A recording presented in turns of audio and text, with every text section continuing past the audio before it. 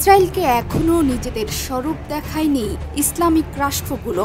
শুরু থেকেই গাজায় বেনিয়ামিন নেতানিয়াহুর আগ্রাসনের বিরুদ্ধে উচ্চকণ্ঠ তুর্কি প্রেসিডেন্ট রিসেপ তাইয়েপ এরদোয়ান। লেবাননে হিজবুল্লাহ দমনে ইসরায়েল যে সাধারণ মানুষের ওপর বর্বরতা শুরু করেছে তার জবাব দিতে প্রস্তুত ন্যাটোর শক্তিশালী এই দেশটি। তার সাথে যুদ্ধে প্রস্তুত পাকিস্তানও, অর্থাৎ ইরানের পাশাপাশি সর্বাত্মক এই যুদ্ধে হিজবুল্লাহ পাশে পাচ্ছে তুরস্ক এবং পাকিস্তানকে। আর তাদের অঘোষিত বন্ধু রাশিয়া ছাড়াও আছে পুরো মধ্যপ্রাচ্য। Aynı zamanda Birleşmiş Milletler sistemi ölüyor. Hakikat ölüyor. Batı'nın savunduğunu iddia ettiği değerler ölüyor. চলছে জাতিসংঘ সাধারণ পরিষদের অধিবেশন। সেখানেই তুর্কি হাউসের এক বৈঠকে হুঙ্কার ছেড়েছেন রিসেপ তাইয়েপ এরদোয়ান। তিনি নেতানিয়াহুকে সতর্ক করে দিয়ে বলেছেন, ইসরায়েল ভাবছে যে তাদের থামানোর মতো কোনো শক্তি নেই, তবে তারা যে অপরাধ করেছে তার জন্য নেতানিয়াহুকে জবাবদিহি করতেই হবে।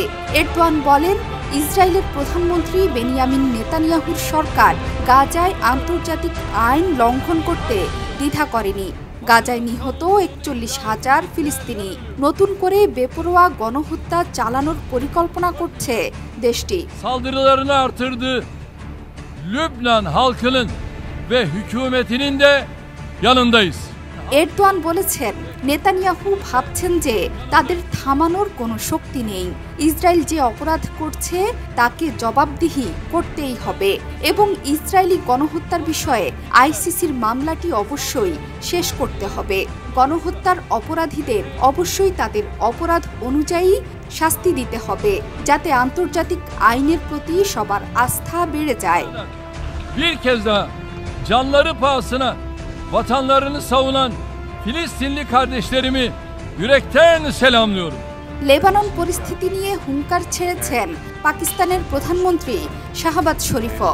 লেবাননে দফায় দফায় ইসরায়েলের হামলায় উদ্বেগ প্রকাশ করে তিনি বলেন, ইসরায়েল এবং হিজবুল্লাহর পাল্টাপাল্টি চলমান এই হামলা মধ্যপ্রাচ্যে একটি পূর্ণাঙ্গ যুদ্ধের আশঙ্কা বাড়িয়ে দিচ্ছে। এই যুদ্ধ শেষ করার ব্যাপারে সাহায্য করতে শুধুমাত্র ওয়াশিংটনই পারে।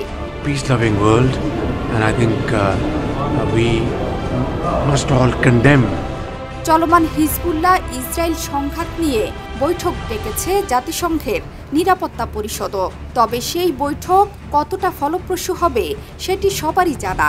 ইসরায়েল ফিলিস্তিন নিয়ে অসংখ্যবার বৈঠক ডেকে আসছে নিরাপত্তা পরিষদ,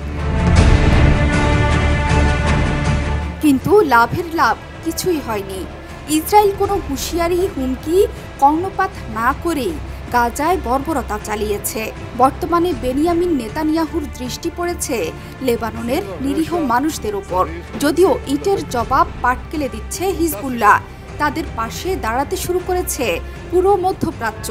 এর মধ্যে মধ্যপ্রাচ্যের বাইরের দেশগুলো নেতানিয়াহুকে ভৎসনা করছে। সরাসরি টেলিফোন করে এই অঞ্চলে উত্তেজনা ছড়িয়ে দেওয়ার জন্য নেতানিয়াহুকে দায়ী করেছেন ফ্রান্সের president Emmanuel Macron. Zohra Chowdhury Setu, ৭১।